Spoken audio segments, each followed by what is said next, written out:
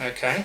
So, did you feel fortunate that you were getting involved in the Royal Air Force at that time? It was a major step for you, as it were. Well, initially, of course, I went in as a flight mechanic. I did my course at St Athan. It was a 22-week course, reduced to 18 as we progressed.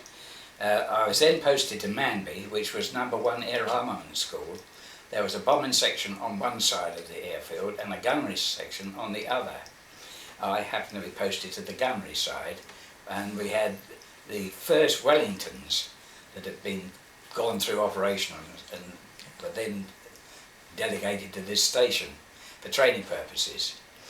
I used to go up with these gunners, trainee gunners, and thoroughly enjoy it. And I think the thing that really convinced me was on one of our flight tests. This was with Wing Commander Stainforth. He threw this old Wellington all over the sky until the fabric that had just recently been fitted tore away and wrapped itself around the tailplane of the aircraft. It took the Wing Commander and the flight sergeant who had come up with us their full strength to control that aircraft and bring it into land. And as I got out of the aircraft, the Wing Commander put his hand on my shoulder and said, "Well, lad, you've had your first bit of airborne excitement today. Are you all right?" I couldn't answer him. It was as much as I could do was to stand up. I mean, and that was my first real bit of airborne experience. It sounds quite frightening, really. How did you feel when you suddenly realised? It was an extraordinary sensation, because to see, suddenly you could see out of the side of the aircraft. The fabric had gone. And as I say, it had wrapped itself around the tailplane, which didn't make things easy for the skipper. But however, he brought it back into land. I mean, quite a lot of people would have never wanted to go up in an aeroplane again. Never gave it a second thought. Really? No way. You didn't? No. So what made you volunteer? What made you think you could get up there and do this? Because you did volunteer for aircrew. I did. I volunteered while he was still the commanding officer at the station. And I think there must have been 30 to 40 of us went for interview, and I was one of 4 that was selected. And I think it was mainly due to the fact that I flew with him on that occasion, that when I turned up, he recognised me, and I was literally waved through. And that was how I began on my journey through to aircrew.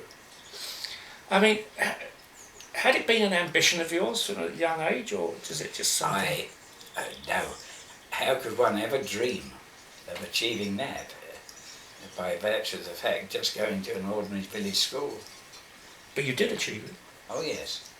I think one of the most amazing things was on one day I was travelling back to the station by train, and there was a civilian sitting in the compartment, and I then just gained my commission, and he looked at me and he said, "What university did you go to, young man?" I said, "I didn't. I went to a village school." He said, "Well, how did you get a commission?" I said, "I worked bloody hard."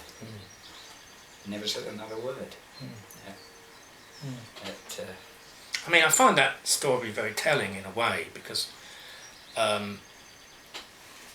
obviously what you're dealing with there is a sort of certain bit of class prejudice about people. I mean, did you find that in the Air Force at all? No, never.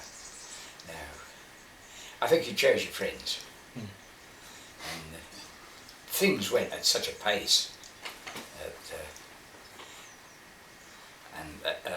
as you have probably read before, I spent a great deal of my time off station when I had that opportunity. I had a bedroom in the Red Cow pub in Boston where I could stay overnight if I wished, and then catch a bus back to camp the next morning. I mean, I want to get onto that, because obviously there's quite a lot of literature about Bomber Command, and there's obviously a great deal of emphasis on the strain and stresses of people, going through operations and really sort of not dealing with it. You did deal with it very well. How did you manage? It must have, obviously, you're going to take off every evening. you're frightened right from the moment the engines start going up because you don't know what's going to happen. How do you deal with that stress?